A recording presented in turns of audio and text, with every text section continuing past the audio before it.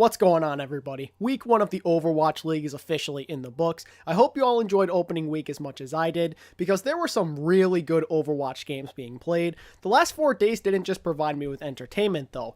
I also felt like I learned a thing or two from all of it, so in today's video I'll be sharing what I learned from opening week of the Overwatch League. The first thing that I learned from the last 4 days is that some people are overreacting to some of the games. What I mean by that is some people are writing off teams that are supposed to be really good this year because of just 1 or 2 matches.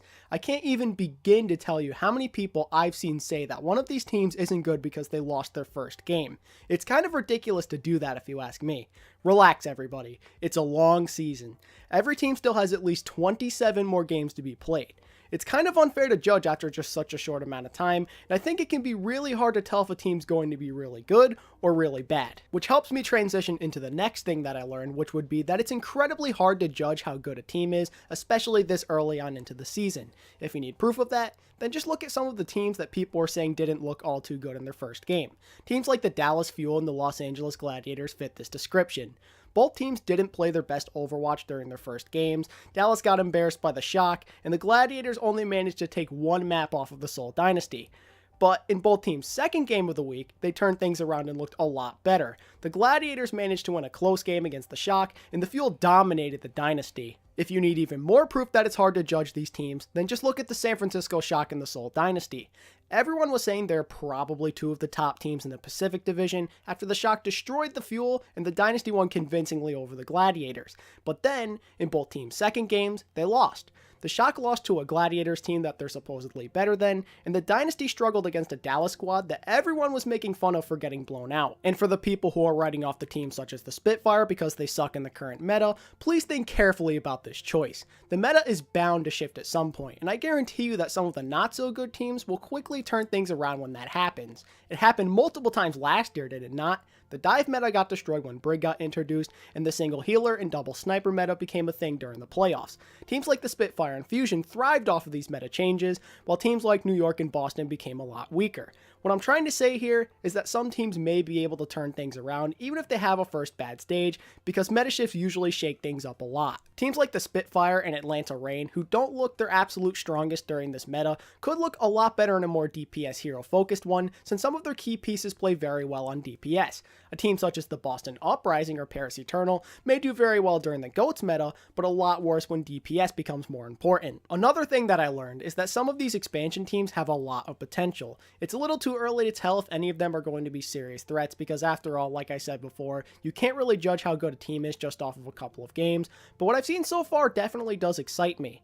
The thought of the Atlanta Reign nearly taking down last year's runner-up in the Fusion, and the Spark kicking their season off with a 2-0 record is just awesome. It's super exciting stuff.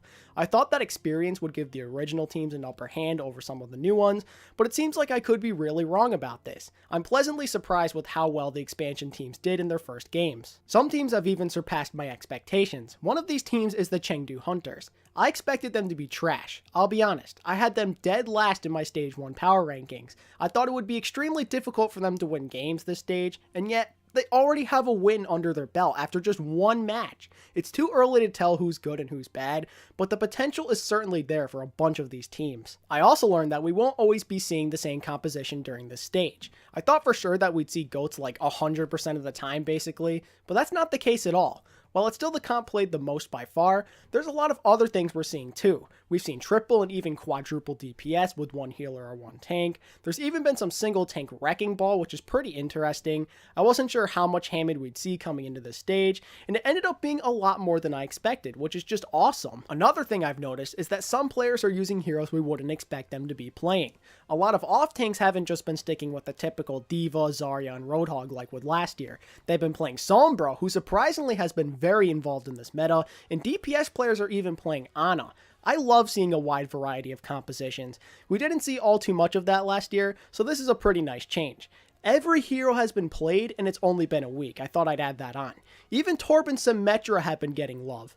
It's so cool to not just see the same heroes over and over again for months at a time. And I think I've covered all of it now, so that's pretty much everything I wanted to go over with you guys today. That's what I learned from the first week of the Overwatch League. Make sure to let me know what you think down in the comment section, and feel free to let me know what you learned as well. If you enjoyed today's content, then be sure to hit that like button and subscribe to the channel if you're new so you don't miss out on any of my future content. Thank you all so much for watching, and until next time, this is ATP, signing out. Peace.